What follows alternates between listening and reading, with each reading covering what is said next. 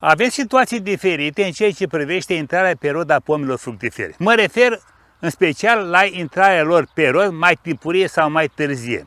În condițiile în care avem doi pomi, să spunem așa, de la aceeași firmă, altoiți de aceeași persoană, cu același portaltoi și același altoi. Un pom intră mai devreme pe rod, chiar din primul an după plantare, deci în primul an de vegetație sau în al doilea an, iar alt individ, celălalt, poate să intre după 3-4 ani pe rod de la plantare și face câteva flori. Vom vorbi care sunt cauzele care duc la aceste diferențe și cum putem să rezolvăm situația ca să venim exact pe mijloc, adică în normalitate. Trofim este numele meu și vreau să vă spun două lucruri. 1. Abonamentul pe acest canal este gratuit și al doilea lucru este că comentariile dumneavoastră pe care le faceți pe acest canal îmi sunt de mare folos atât mie, canalului, cât și întregii comunități. Avem două situații, am spus. Luăm prima situație. Pomul abia plantat, în primul an de vegetație, deja este plin de flori. Sau, dacă nu în primul an, în al doilea an este plin de flori. Și întrebarea dumneavoastră este frecventă: ce facem cu florile? Le dăm jos, nu le dăm, lăsăm să facă fructe, să ne îmbogățim din primul an sau ce facem? A doilea situație este când pomul are câțiva ani buni, nu intră pe rod. Haideți să luăm prima situație. Deși au aceleași caracteristici în istoricul lor, intră foarte repede pe rod și la mai târziu. În primul caz, am spus, când face flori din primul an după plantare, adică în primul an de vegetație sau în al doilea an, foarte multe flori, asta înseamnă că condițiile pedoclimatice sunt aspre. Deci sunt sub nevoile pomului respectiv. Nu are apă suficientă, iar solul este sărac. Dar în primul rând nu are apă suficientă.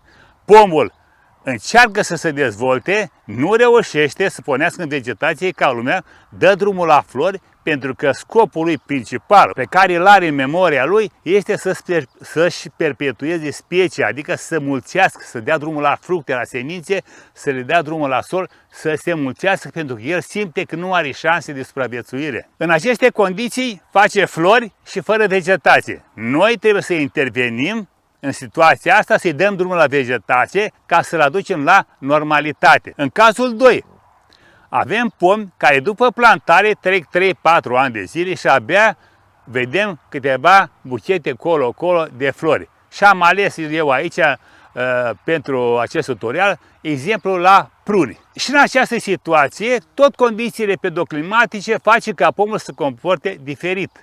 Deci avem exces de umiditate și condiții de trai față de cât are el nevoie. Și avem al treilea caz în care pomul este taman pe mijloc, adică exact așa cum trebuie să fie el, odată cu vârsta, intrarea pe rod, și ca dimensiunea coroanei și ca număr de flori cu care să se aleagă el în anul respectiv. Haideți să vedem acum ce facem în prima situație, când pomul are flori, dar el nu are creștere vegetative. Și uitați, sunt chiar aici lângă un prun. Prunul ăsta este în anul 2 de vegetație. În primul an a crescut foarte puțin, aici dacă se vede, 3 cm, aici undeva 2 cm și după care a generat în anul următor elemente noi, la fel 4-5 cm, aici mai mult 10 cm și uitați că avem deja flori, adică sunt la buton, urmează să florească. Ia uitați. Pomul ăsta nu e capabil să facă fructe. Dacă lăsăm așa și nu intervenim, el va intra într-o zonă de debilitare, va rămâne foarte subțire, scund, subțire, fără putere de dezvoltare a coroanei. Deja el acum, în al doilea an de vegetație, are 1 cm și 2 mm undeva, deci mai subțire ca degetul, vedeți? Nu e corect. Și atunci noi trebuie să venim, eliminăm rodul, florile, sau rodul, dacă n-am reușit să eliminăm florile, eliminăm rodul, fructele, toate. Și lăsăm ca el să crească vegetativ. În cazul nostru, aici vedeți, avem niște buchețele de fructe la prunul respectiv, venim și eliminăm, da, cu fatica florile, fără să rupim mugurile de la bază, doar florile, vedeți? Doar florile. Așa facem. Eliminăm florile, cea mai mare parte de substanță nutritivă este salvată. Și aici vreau să vă spun că florile consumă cea mai mare cantitate de substanță nutritivă. Efortul pomului cel mai mare este cu floarea. După ce am eliminat florile, haideți să spunem că putem să lăsăm o singură floare să vedem cum arată fructul sau două flori. Dar dacă el este într-o situație foarte critică, eliminăm totul. Acum ne așteptăm ca acest pom să punească în vegetație, să-și întărească rădăcina și să îngroașe tulpina, inclusiv coroana. Vreau să spun așa, că acest pom este în situația asta, așa cum am spus mai înainte, datorită condițiilor pedoclimatice. Aici nu se irigă niciodată, vara este așiță mare, el caută să se ducă după apă, după rezervă în jos și încet se va instala. Deci aici avem condiții critice pentru un pom. Este sub normalul condițiilor pe care el ar fi avut nevoie ca să se dezvolte normal. Totodată, ce mai facem noi? Venim și scurtăm ramurile anuale, adică cele care au crescut anul trecut, indiferent ce lungime au ele, că au 5, 6, 7, 10 muguri sau doar 4-5, veniți și scurtăm în așa fel încât să avem mai puțin muguri. Și veniți aproape să vedeți. Vedeți? Ramura asta este ramura anuală. Are 14 cm. Ramura asta de aici are mai puțin, are 12 cm. Asta are 5 cm. Și ce are aici? Are o mugur vegetativ, 1, vedeți aici 1, 2, 3, 4. O voi scurta și pe aceasta la 2 muguri, vedeți?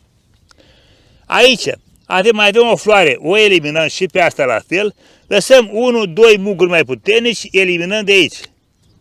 Mergem mai departe, aici, vedeți, am ramura asta care a generat muguri vegetativ mai mari la vârf, mai slabi la bază. O scurtăm și pe aceasta de aici. Și așa facem la toate ramurile anuale. Indiferent ce direcție are, indiferent ce potențial are ea, o scurtăm la câțiva muguri. De ce facem acest lucru? Facem ca pomul să se sesizeze că nu mai are volum de vegetație, să dea drumul la acești răstari și în acest moment îi se schimbă toată viziunea lui despre viitor. Din moment ce are lăstari, pomul simte că are viitor și părăsește așa starea lui în care își prevestea deja sfârșitul lui. Acum, odată cu creșterea lăstarilor, se schimbă toată situația. Un pom fără lăstari în creștere moare, deci nu trăiește. Chiar dacă are câteva rozete de frunze, după care ele dispar, iar lăstarii în inexistența lor produce moartea pomului. Și acum vreau să mai fac și o următoarea mențiune. Dacă la pomii care sunt puternic vegetativi facem scurtarea ramurilor acum, în acest moment, lăstarii scurtăm la o anumită distanță, în situația acestui pom care a avut flori multe și lipsă de vegetație, scurtăm ramurile anuale, dar nu mai scurtăm lăstare în vară, atunci când cresc, îi lăsăm să dezvolte cât mai mult, ca să atragă cât mai multă sevă, să se îngroașe pomul și să dezvolte rădăcine, să se instaleze bine în sol, să ducă în jos după apă. Acum să mergem la situația extremă, la pomul care după 3 ani de zile, în al 4-lea an de vegetație, abia aruncă câteva flori și tot se îngroașă și se dezvoltă puternic. Suntem acum la un prun, am ales tot prun ca să facem comparație mult mai apropiată că pe aceeași specie. Un prun care este în al 4-lea an de vegetație. Și ce vedem noi aici? Vedem așa, în primul rând tulpina, vedeți? Nu mai este de 1 cm, 2-3, este undeva la 6 cm, vedeți? Diametru, 3 degete de ale mele, nu orice deget. Deci are 6 cm tulpina, ramuri de sere bine formate în fiecare an. Și ce mai vedem noi aici? Vedem așa, un buchet de mai aici, un buchet de mai aici, mai avem aici câteva pe ramura asta de 2 ani, vedeți? Și undeva pe aici nimicuri, vedeți? În rest, toată lumea e pusă pe vegetație. Ce înseamnă asta? Înseamnă că aici avem o zonă pedoclimatică mai bună decât are el nevoie. Adică avem îngrășământ și apă peste nevoile lui.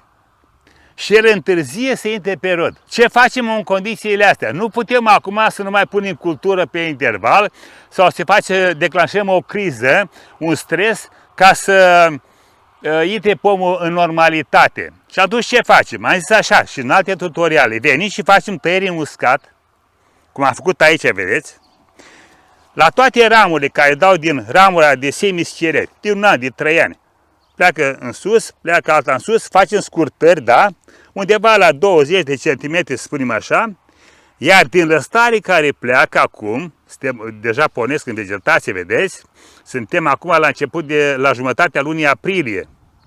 În luna iunie la început, lăstarii vor avea undeva la 40 de centimetri.